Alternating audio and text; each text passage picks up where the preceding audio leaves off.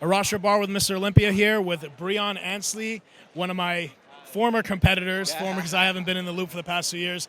2017 and 2018 Mr. Olympia in classic physique. Lost that crown the past 2 years, and you're back again this year. Man, first of all, good friend. Good to have you here interviewing me. That's cool. You're on the other side of it now a little bit, in the media now. It's all good.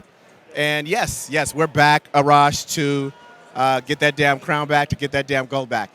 And I'm on a hunt, man, a dangerous hunt to get it. Breon, I've watched you as a friend, as a competitor, and even as a fan. I've watched you push it, get better and better year after year, keeping that condition. One thing I got to say about Breon, as you've developed, as you've grown, gotten bigger, and improved your physique, you've kept that conditioning. Controversial even in 2016, a lot of people thought you deserved that crown. What do you do from here? I mean, I saw last year, I saw the year before. I don't have any knocks on Breon Ansley's physique. You looked phenomenal. You had the conditioning, you have the size, you got big legs, big upper body. What have you been doing from last year to this year to improve and to take that title back? Well, the two main things is I kept my weight down, closer to the weight cap, and I'm still struggling to get to the weight cap. But I kept my weight down in the off season to stay around range, which gave me a denser look at the end now, a more defined look and a more refined look. And then and with my training, my rest periods were very short, so I was always pushing my endurance. I was always pushing my stamina again for that look. Do you feel like taking less period, because you're kind of turning your training a little bit into cardiovascular training? Sure. Do you feel like that's helping you with conditioning? Yes. Absolutely, to bring out all the deep lines, the deep cuts, deep separation there in the muscle. When your endurance and your stamina is always tested, and you're pushing that always works. And then with cardio, I'm never like just coasting. I'm never really doing like steady state cardio.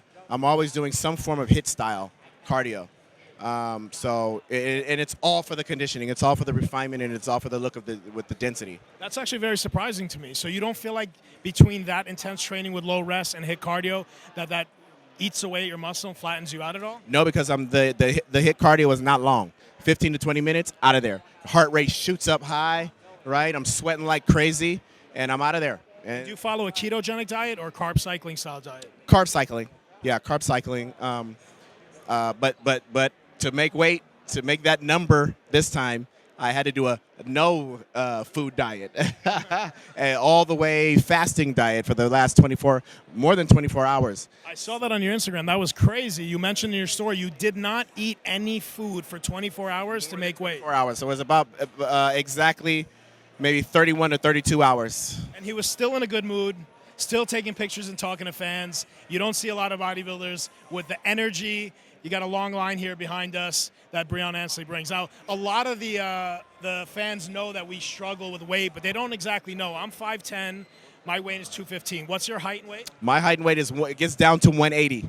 So you have to make 180 pounds. 180 pounds, and my body wants to easily sit at 215, maybe even 220. So the 180, what did you weigh a week before?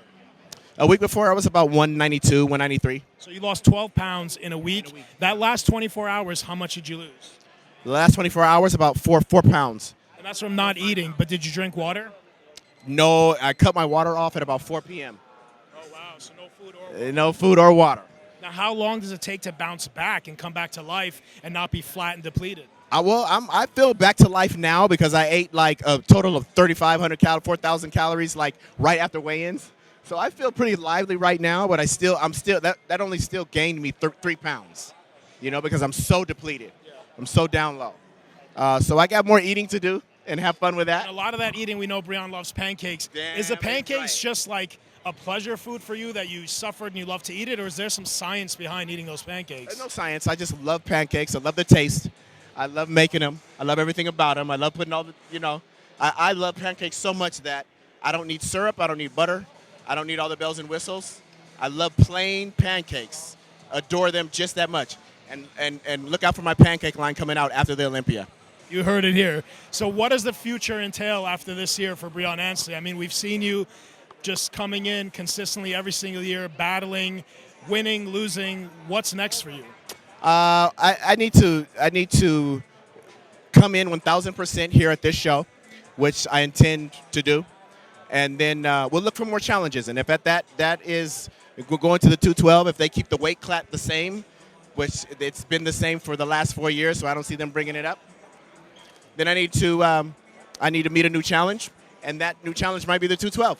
Oh, wow, that's a nice surprise. So for those of you who don't know, Breon originally was in 212 before they announced the Classic. So we might see some transition here for Breon Ansley. Absolutely, absolutely. It's all about a new challenge, and it's all about growth, and it's all about putting on more muscle and developing and getting better, right?